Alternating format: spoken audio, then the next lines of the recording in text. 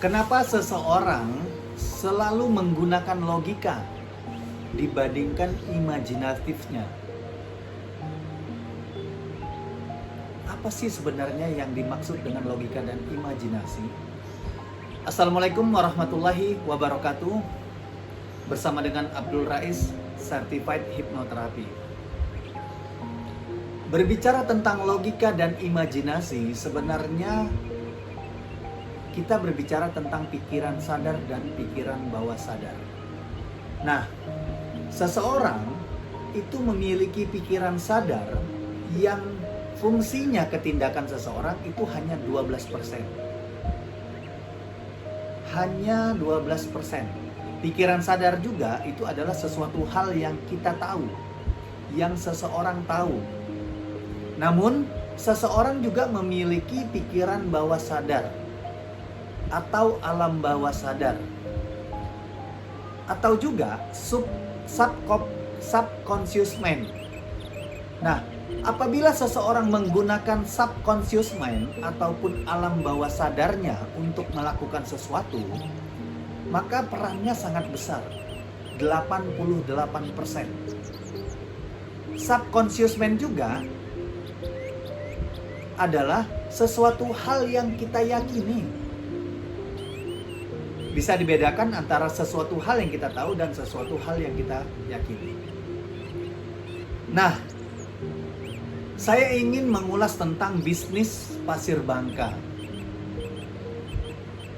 Saya melihat banyak sekali orang yang masih menggunakan pikiran sadarnya dibandingkan pikiran bawah sadarnya dalam berbisnis pasir bangka. Kenapa saya mengulas pasir bangka ini? Kebetulan saya juga praktisi bisnis pasir bangka selama 25 tahun.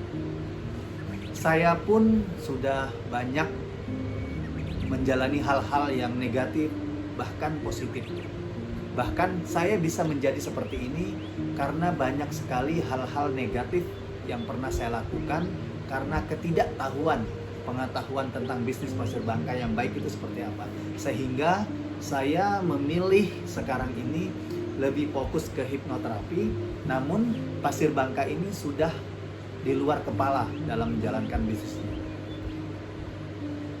Oh ya, kembali lagi ke logika dan imajinasi.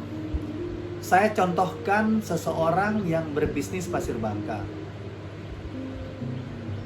Ia masih menggunakan logika ataupun pikiran sadar. Yang bisa kita ketahui, pikiran sadar tadi ialah sesuatu hal yang ia tahu, sesuatu hal yang hanya 12% fungsinya ketindakannya. Misalnya, satu, ia selalu menggunakan kualitas yang kurang baik di dalam berdagang pasir bangka. Misalnya, pasir bangka ini banyak macamnya kualitasnya. Namun harganya tidak jauh berbeda.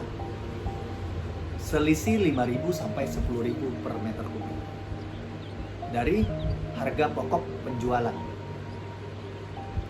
Nah, namun seseorang biasanya menjual dengan harga tinggi, namun kualitas belinya dengan harga yang rendah. Ini kan contoh seseorang menggunakan logika. Karena apa? Akibatnya sangat fatal di kemudian hari. Akhirnya orang akan kecewa, orang akan tidak repeat order, tidak akan kembali ke dia sebagai ia supplier pasir bangka itu. Namun, kalau ia menggunakan subconscious mind ataupun alam bawah sadar yang perannya 88% terhadap tindakannya, ia tidak akan mau menggunakan kualitas yang rendah di dalam berdagang ataupun menyuplai pasir bangka.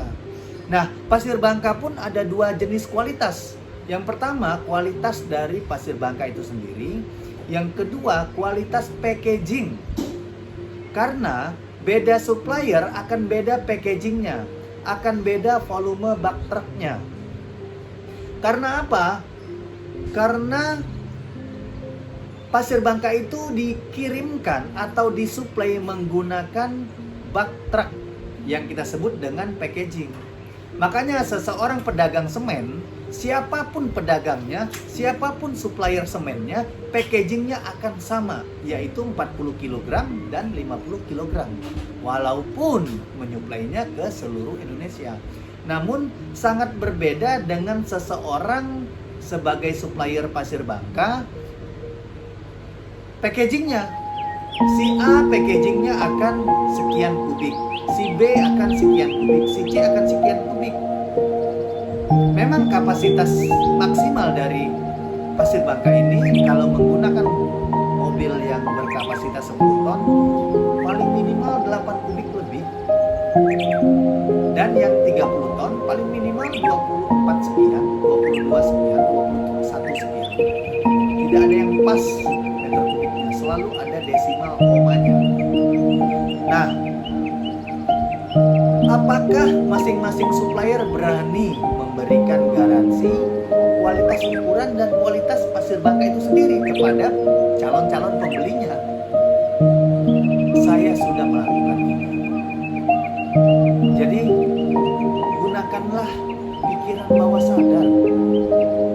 Nah, terkadang seseorang belum mempunyai pengetahuan pikiran bawah sadarnya, pengetahuan tentang menjual pasir bangka yang baik, yang amanah, supplier pasir bangka yang bisa dipercaya, yang bisa memberikan garansi. Pengetahuan ini belum ada di alam bawah sadarnya, memorinya belum ada, sehingga seseorang belum mempunyai pengetahuan ini sehingga merubah tindakannya. Jadi ia masih menggunakan pikiran sadar dalam menyuplai atau berdagang pasir bangka.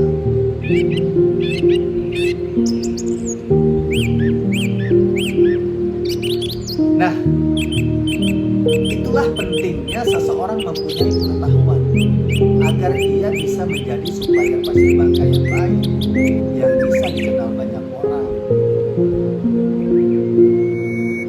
Biasanya orang belum mau bertumbuh. Menurut Benjamin Franklin, seseorang yang bertumbuh, ia akan meletakkan 1 sen di kepalanya dibandingkan 1 sen di kantongnya.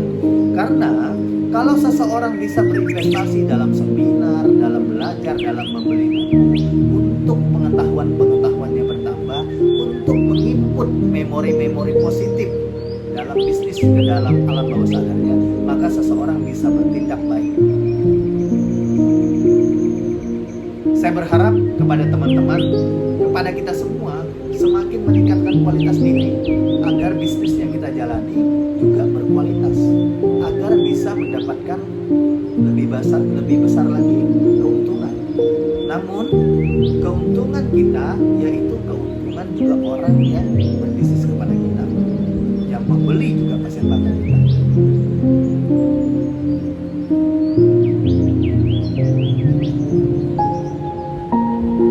Mungkin dengan video ini, dengan konten ini, semakin banyak orang yang menggunakan pikiran bawah sadarnya atau imajinasinya untuk melakukan sebuah bisnis, khususnya di bidang bisnis supplier pasir bangka. Semoga bermanfaat. Jangan lupa like, comment, and share. Dari Cilincing, Jakarta Utara, wassalamualaikum warahmatullahi wabarakatuh.